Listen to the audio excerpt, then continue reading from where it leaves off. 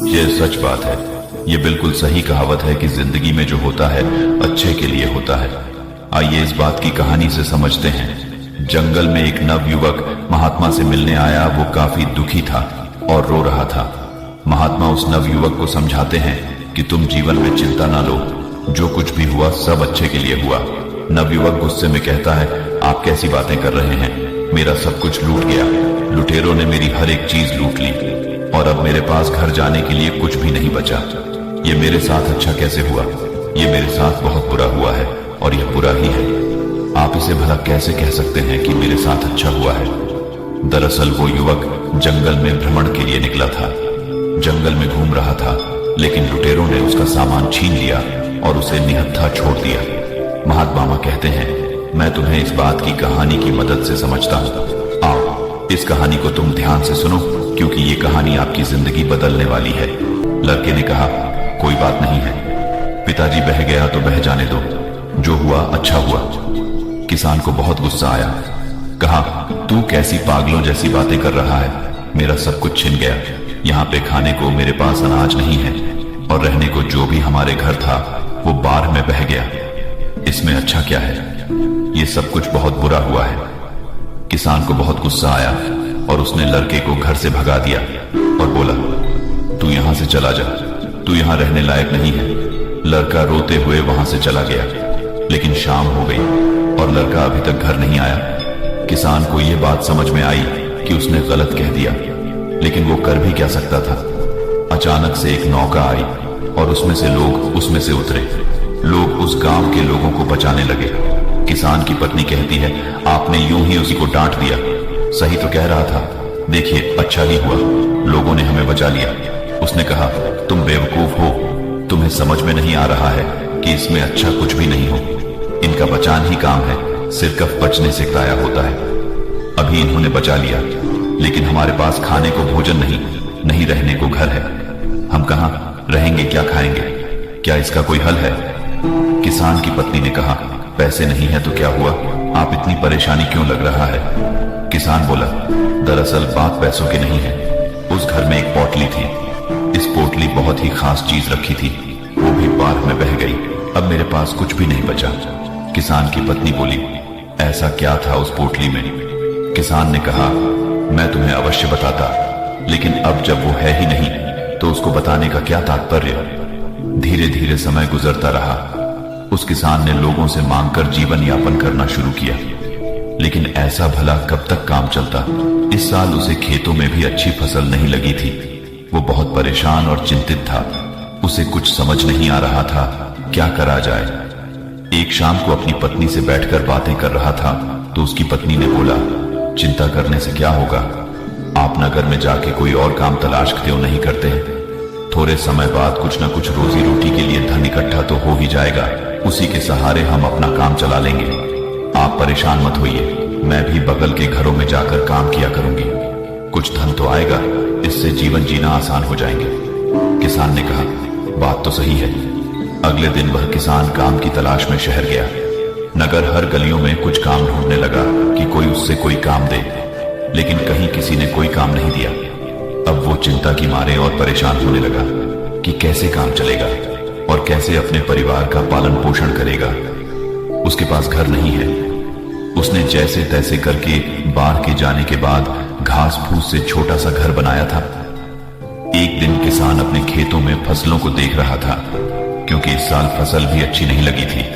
इसलिए इस बात को सोचकर चिंतित हो रहा था कि इस साल फसल ने भी साथ नहीं दिया। मेरा एक लड़का, वो भी घर छोड़कर चला गया। मैं तो हर तरह से अनाथ हो गया हूं। ऊपर से वो कह रहा है कि जो हुआ अच्छा हुआ। ये भला अच्छा कैसे हो सकता है? उसकी पत्नी उसे फिर समझती है, क्या आप फालतू में चिंता कर रहे हो? आप फिर से कोशिश करो, काम कहीं ना कहीं कुछ ना कुछ तो मिल ही जाएगा ना। अब घर पे बैठ के रोने से अच्छा है आप कुछ ना कुछ कोशिश किया करो, क्योंकि क्या पता कुछ काम हाथ लग जाए। किसान को उसकी पत्नी की बात ठीक लगी और अगले दिन वो फिर काम की तलाश में निकल पड़ा। अगले दिन फिर प्रातःकाल वो काम की तलाश में नगर में निकला, लेकिन इस बार भी उससे कोई भी काम हाथ नहीं लगा और फिर निराश हुए घर लौटा। वो घर लौटने वाला था कि रास्ते में उसे फिर एक महात्मा मिले और बोले, क्या बात है, तुम क्यों परेशान हो रहे हो? किसान ने उनको सारी बात बताई। दरअसल बाढ़ में मेरा सारा घर बह गया और मेरे पास खाने को अनाज नहीं, रहने को घर नहीं। छोटा सा घर मैंने कैसे भी करके बनाया है और फिर भी मैं जीवन बड़ी मुश्किल से गुजार कर रहा हूं। उस महात्मा ने कहा कि इसमें परेशान होने वाली क्या बात है? महात्मा से उस किसान ने कहा, परेशान वाली बात नहीं है कि मैंने गुस्से में अपने लड़के को सुना दिया था और वो उस दिन से घर छोड़कर चला गया। महात्मा ने कहा, तभी तो मैं कह रहा हूं जो हुआ अच्छा हुआ। किसान को फिर गुस्सा आया। बोला, आप ऐसी बातें कैसे कर सकते हैं?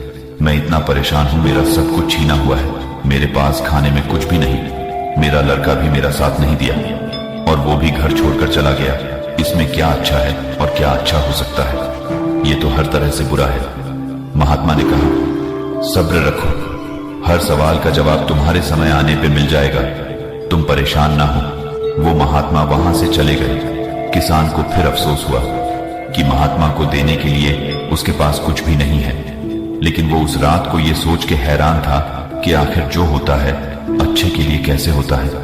मेरे साथ तो अच्छा हुआ ही नहीं, लेकिन अगले दिन वो फिर काम की तलाश में वो नगर में निकल जाता है। लेकिन इस बार किस्मत उसकी सही होती है और उसे एक बड़े सेठ के घर में उसे करने के लिए कुछ काम मिल जाता है। सेठ बड़े दयालु होते हैं और वहां पे पैसे भी कोई दिक्कत नहीं है। वो सेठ कहते हैं, और तुम्हें कोई दिक्कत है तो मेरे घर पे बगल में एक मकान खाली पड़ा है, तुम वहां पे रह सकते हो। किसान ने कहा, नहीं नहीं, मैं आपका बहुत आभारी हूं, मैं वहीं ठीक हूं। उसने अच्छी तनख्वाह पे उस किसान को काम पर रख लिया। अब वो किसान और उसकी पत्नी बहुत खुश थे। अगले दिन रात को उसका दरवाजा एक लड़के ने खटखटाया। उन्होंने दरवाजा खोला और देखे, हैरान रह गए कि एक लड़का लंबी सी कर और बड़ा सा बैग लिए दरवाजे के सामने खड़ा था। किसान बिल्कुल आश्चर्यचकित रह गया। उसे समझ में नहीं आई है कौन है। लड़के ने बोला, पापा, मैं हूं आपका लड़का। वो हैरान रह गया, आखिर ये कैसे हुआ? ये क्या चमत्कार है? लड़की ने बोला, आपने घर बदल लिया, हमें बताया नहीं। मैंने गांव वालों से पूछा तो उन्होंने बताया कि अब हमारा घर यहाँ पे है।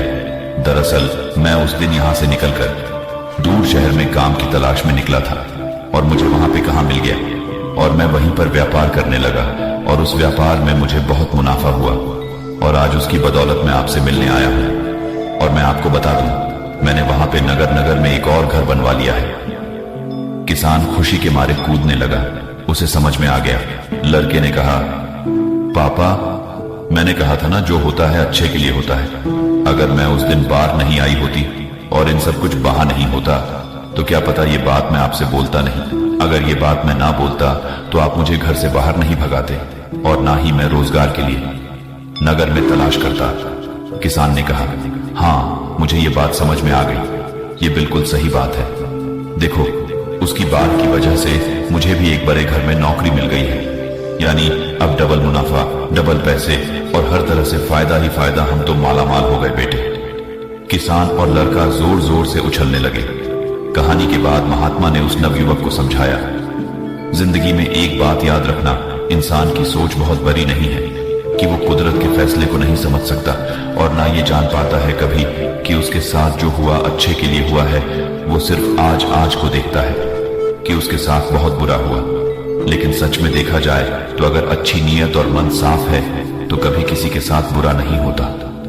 महात्मा ने उस नवयुवक को समझाया कि जिंदगी में जब भी तुम्हारा बुरा वक्त आए तो एक बात हमेशा याद रखना कि ये वक्त गुजर जाएगा। इस बात को तुम याद कर लेना कि समय कितना भी बुरा हो, तुम्हारे जिंदगी में कितने भी दुख या फिर मुसीबतों का पहाड़ क्यों ना हो, एक वक्त बाद सब ठीक हो जाता है और सब आसान बन जाता है। बस वो समय बुरा होता है, इसीलिए बुरे वक्त से लड़ने की आदत डालो और बुरे वक्त में ऐसा कोई भी कदम ना उठाओ जिसकी वजह से तुम्हें बाद में पछताना पड़े। अगर कुछ बुरा होता है तो भी अच्छे के लिए होता है, लेकिन देर से ही सही उस बात का और उस सवाल का जवाब इंसान को